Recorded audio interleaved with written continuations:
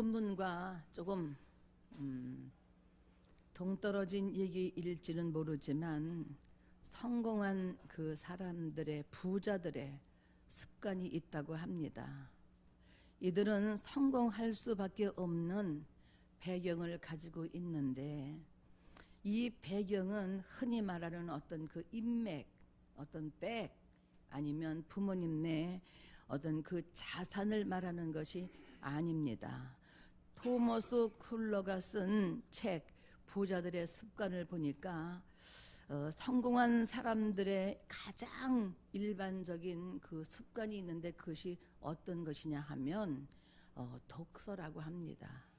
그들은 독서를 즐긴다고 합니다. 무려 부자들의 그 독서의 습관이 88%라고 합니다. 그러니까 부자들의 습관이 이제 독서를 즐기는 것인데 88%가 그 독서를 즐기는 습관을 가지고 산다고 합니다. 하루에 적어도 30분 이상씩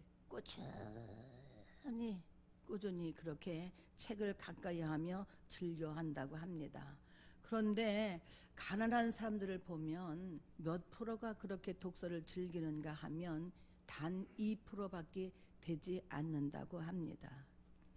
장거리 비행하는 사람 중에서 일반석 승객들을 보면 영화를 즐긴다고 합니다. 여행하는 중에 비행기 안에서.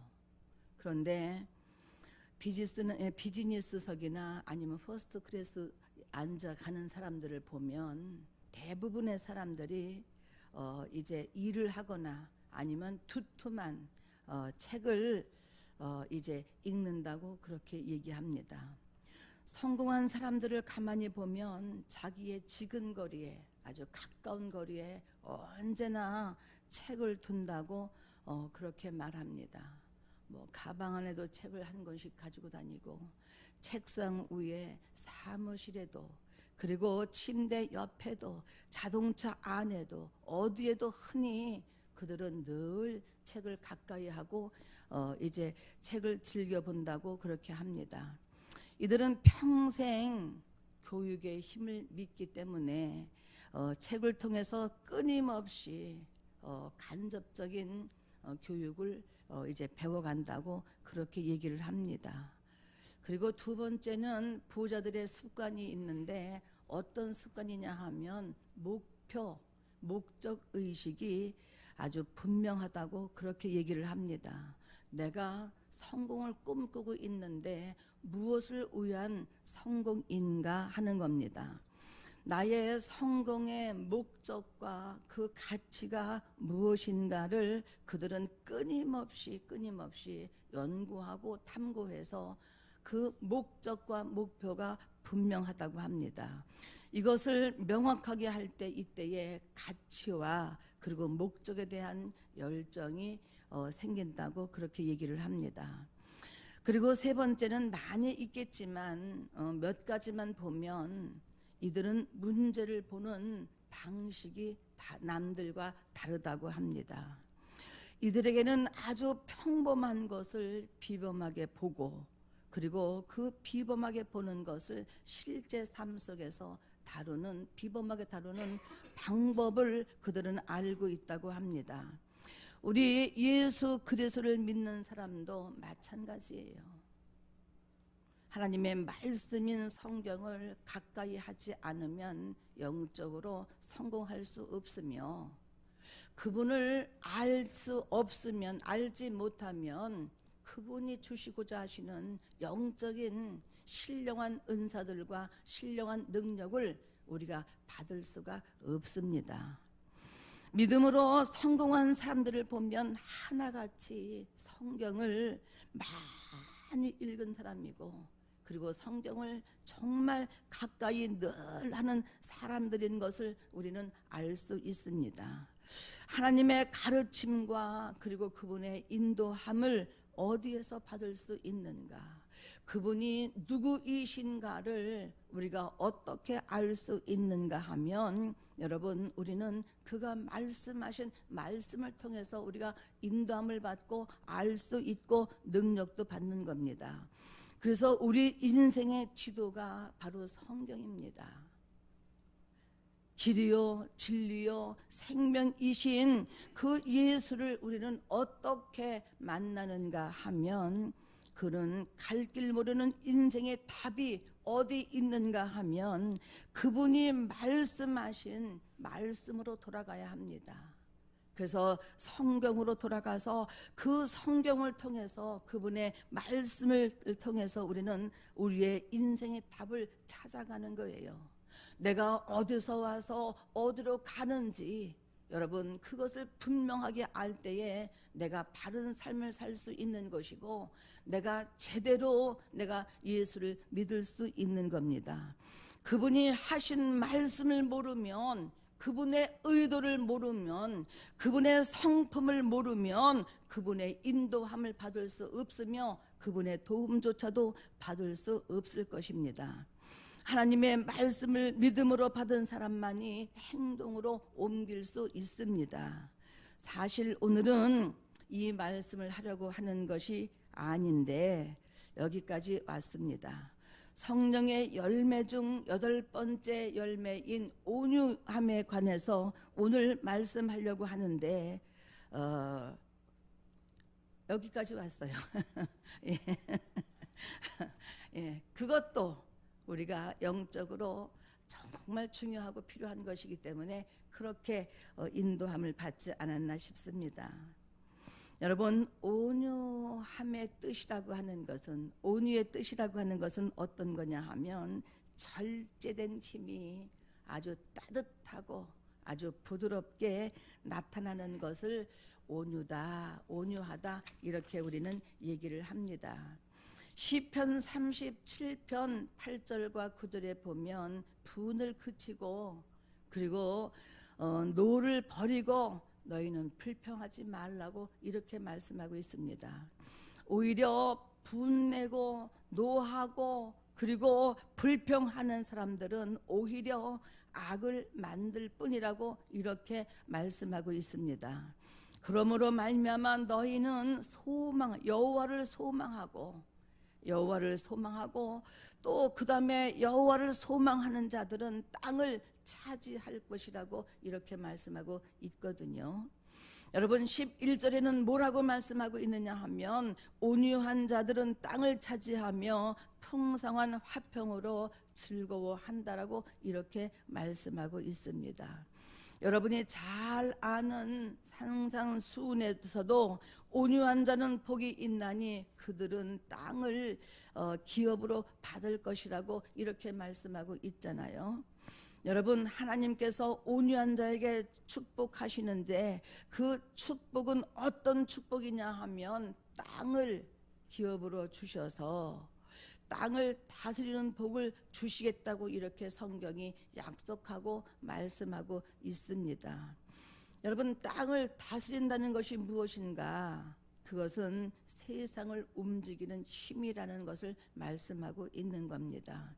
사람을 움직이는 힘을 말씀하고 있습니다. 여러분, 그렇습니다. 어떤 사람이 마음을 움직이는가 하면, 온유한 자가 마음을 움직이고 온유한 자가 사람들의 마음을, 닫혔던 마음을 열게 하는 것입니다. 온유한 자가 사람으로부터 신뢰를 받을 수 있으며 온유한 자가 마음을 여러분 다스리는 것을 우리는 볼 수 있습니다.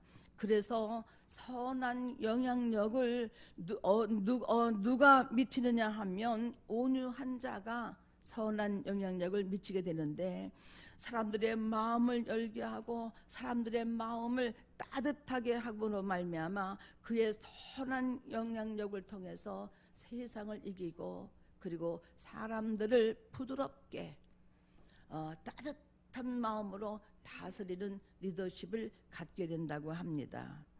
여러분, 소리 지르고 목청을 돋구고 목소리에 힘을 주고 눈에 힘을 주고 그리고 고집을 부리고 혈기를 내고 큰 소리를 치고 사람들에게 함부로 하는 것이 사람을 움직이는 것처럼 보이지만 사실은 그렇지 않습니다. 이 시대는 어떤 리더십을 요구하느냐 하면 부드러운 리더십을 요구하고 있는 겁니다. 사람들의 감성을 만질 수 있는 그 리더십을 요구하고 있습니다. 진짜 사람의 마음을 움직이고 세상을 움직이는 힘은 어디에서 오는가 하면 온유함에서 오는 거예요. 하나님이 축복하시는 것은 온유한 따뜻한 사람을 통해서 움직이신다는 겁니다. 지난주 목요일 날 우리는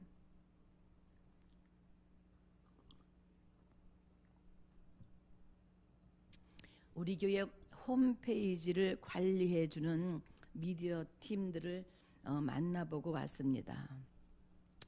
그곳에서 날마다 올려주는 뉴스가 있는데 그 제목이 어떤 거냐 하면 따뜻한 뉴스라고 하면서 그것을 이렇게 화면으로 클릭해서 보여주어서 보았습니다.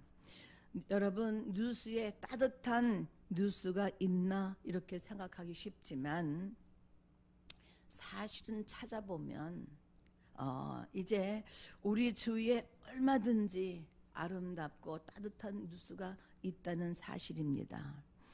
그 따뜻한 뉴스의 단어가 제 마음에 아주 정말 깊이 느껴져서 참 좋다. 어차피 우리가 한평생 사는데 이 세상이 얼마나 무섭고 강팍하고 정말 여러분 마음 둘 곳이 없을 정도로 우리가 신문, 요즘에 신문도 잘 안 보죠. 신문을 이제 펴들기가 무섭고 그 다음에 어떤 그 뉴스를 보기가 우리가 두려울 만큼 지금 세상은 얼마나 무섭습니까? 뉴스에 긍정적인 것은 없어요. 전부 다 사람을 두렵게 하고 협박을 받고 그리고 하여튼 얼마나 뉴스마다 사람을 불안하게 만들고 두렵게 만드는지 알 수 없습니다. 그런데 이제 정말 우리가 어차피 한평생 살 때 좋은 것을 보고 좋은 것을 듣고 좋은 것을 말하고 우리가 따뜻한 마음으로 사람들을 위로하고 만질 수 있고 함께 갈 수 있다면 이것보다 더 좋은 것이 어디 있겠느냐 그 말이에요. 여러분, 그 뉴스만 얘기하는 것이 아니라 우리가 지난주에 들었던 원종숙 권사님의 간증 중에서도 참 도전을 받고 많은 것을 배우고 깨달았습니다. 그 중에서 몇 가지가 있는데 한 가지는 어떤 거냐 하면 그분은 자기 자녀의 세 자녀들의 기도를 이제 하는데 그 자녀들을 위해서 기도할 때에 어떻게 기도하느냐 하면 돈을 많이 벌어서 거부가 되게 해주세요. 재벌 되게 해주세요. 그리고 그들이 좋은 대학을 나와서 명문 대학을 나와서 정말 그들의 삶이 복되게 해달라고 아주 이 세상에서 잘 먹고 잘 살게 해달라고 하는 그런 기도가 아니라고 합니다. 하버드를 나와서 여러분 돈은 많이 벌고 출세해서 잘 이제 살지만 그러나 하나님을 모르고 그리고 마지막에 그가 지옥을 간다면 하나님 앞에 드려지고 쓰임받는 것이 아니라 하나님을 잘 섬기고 그분 앞에 쓰임받는 것이 아니라 세상 마귀에게 세상에 쓰임받다가 그 영혼이 멸망한다면 그가 정말 이 땅에서 잘되고 거부가 되고 출세한 것이 과연 복이냐 하는 겁니다. 무슨 의미가 있느냐 하는 겁니다. 그러니까 억만장자가 되게 해주세요. 좋은 대학 가게 해주세요. 그런 것이 아니라 그것이 성공도 아닐 뿐더러 그렇게 기도하는 것이 아니라 그들은 자기의 세 자녀를 위해서 기도할 때에 첫 번째 뭐라고 기도하느냐 하면 이들이 하나님 온유하게 해주세요. 그렇게 기도한다고 합니다. 여러분 우리 아이들이 하나님 정말로 교만하지 않고 겸손하게 해주세요. 그렇게 기도한다는 거예요. 하나님은 겸손하지 않는 사람은 절대로 쓰실 수가 없으시기 때문에 그들이 겸손하여서 하나님 앞에 쓰임받는 자녀가 되게 해달라고 그렇게 기도한다고 합니다. 세 번째는 우리 아이들이 하나님 순종하는 아이들로 자라게 해주세요. 그렇게 기도한다는 거예요. 네 번째는 하나님, 우리 아이들이 하나님을 잘 섬기고, 그리고 주의 종을 잘 섬기고 교회를 잘 섬기는 자가 되게 해달라고 그렇게 기도한다고 합니다. 그분의 간증을 들으면서 저는 회개가 나오더라고요. 내 기도는 너무 세속적이 아니었는가 하는 회개가 나오더라고요. 정말 복된 삶은 어떤 것이냐 하면 겸손하고 온유한 사람, 정말 낮은 마음으로 하나님을 잘 섬기고 이웃을 섬기고 사랑하는 사람, 하나님께 순종하는 사람, 하나님을 잘 섬기는 사람이 여러분 최고의 복된 사람이 아닌가, 이렇게 저는 생각을 합니다. 마태복음 11장 29절에도 나는 마음이 온유하고 겸손하니 나의 멍에를 메고 내게 와서 너희는 나의 겸손을 배우라고 이렇게 말씀하고 있잖아요. 그리하면 너희가 예수 그리스도 안에서 쉼을 얻을 것이라고 이렇게 말씀하고 있잖아요. 하나님의 성품인 온유의 열매를 말하고 있는 겁니다. 여러분, 절제된 감정의 그 온유함, 그리고 따뜻하고 부드러움으로 사람들을 대한다면 여러분, 그 사회가 어떨까요? 그 교회가 어떨까요? 여러분, 그리고 그 가정들이 어떨까요? 더욱더 빛나고 아름답고 살기 좋은 곳이 되는 것이 아닌가요? 내가 성경에 뭐라고 말씀하고 있느냐면, 내가 누구로부터 대접을 받고 싶거든 받고 싶은 만큼 남을 먼저 대접하라고 이렇게 말씀하고 있잖아요. 너희는 먼저 그 나라와 의를 구하라고 이렇게 말씀하고 있잖아요. 그리하면 너희에게 있어야 할 것을 아시는 하나님께서 너희에게 더하여 주시겠다라고, 필요를 더하여 주시겠다라고 하나님께서 그렇게 말씀하고 있잖아요.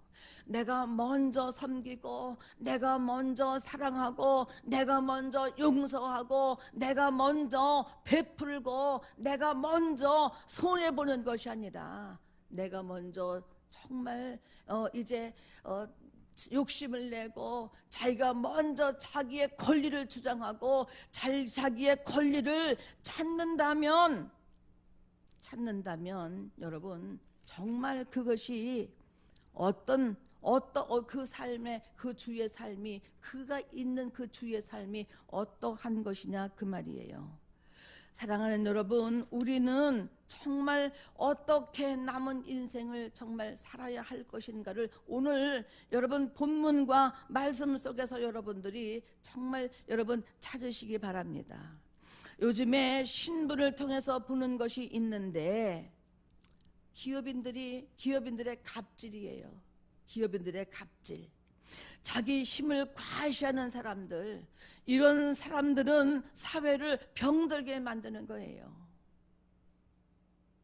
자기의 권리가 있음에도 불구하고 남을 배려하고 양보하고 섬겨주는 사람이 많을수록 이 사회가 어떻겠습니까? 따뜻한 사회, 살기 좋은 사회. 여러분, 이런 사람들이 많은 교회는 여러분 아름다울 수밖에 없어요. 푸른하고 따뜻할 수밖에 없습니다. 이런 부모를 가지고, 이런 자손을 가지고 있는 가정은 여러분 얼마나 행복하겠어요? 한번 생각해 보세요.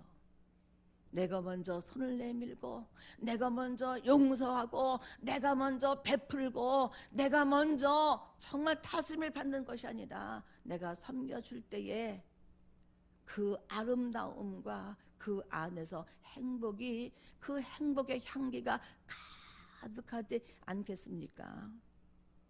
여러분, 골로새서에서도 보면은 온유의 옷을 입으라 이런 말씀이 나오잖아요. 내년도에는 우리 교회 표어가 함께하는 공동체인데 어떤 태도, 어떤 자세로 함께하는 공동체를 세워갈 것인가? 여러분, 표어만 만들어 놓으면 뭐 하겠습니까? 우리 올해의 표어가 하나님이 기뻐하시는 일을 하자고 했는데 정말 올해 우리는 풍성한 열매를 거두었어요.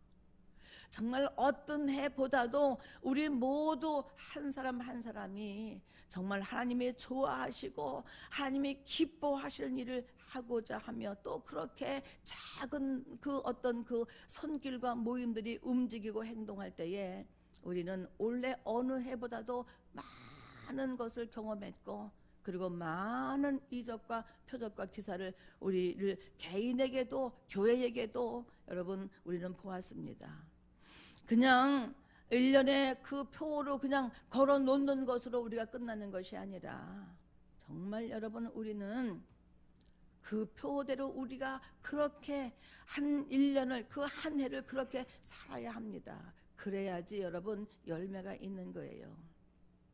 우리는 내년에 이제 내년이 아니라 올해 우리는 이제 카렌다를 여러분에게 줄 텐데 두 가지를 만들었어요.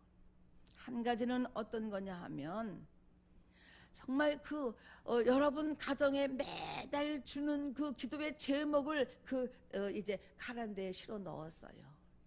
우리 가정에 이런 부부가 되게 해 주시옵소서. 우리 가정에 이런 부모가 되게 해 주시옵소서. 우리 가정에 이런 자녀가 되게 해 주시옵소서. 우리 나라가 이런 나라가 되게 해 주시옵소서. 나 개인이 이런 사람이 되게 해달라고 정말 평화의 기도도 있고 그런 어떤 매달 12달 동안의 기도의 제목들을 카렌다에 넣어서 여러분들이 매달 그것을 이제 보면서 그렇게 기도문을 따라서 기도할 수 있도록 카렌다를 제작했어요. 그것만 가지고는 또 아쉬워서 또 하나의 또 이제 아름다운 명화를 넣어서 이제 카렌다를 그렇게 주문 제작을 하였습니다.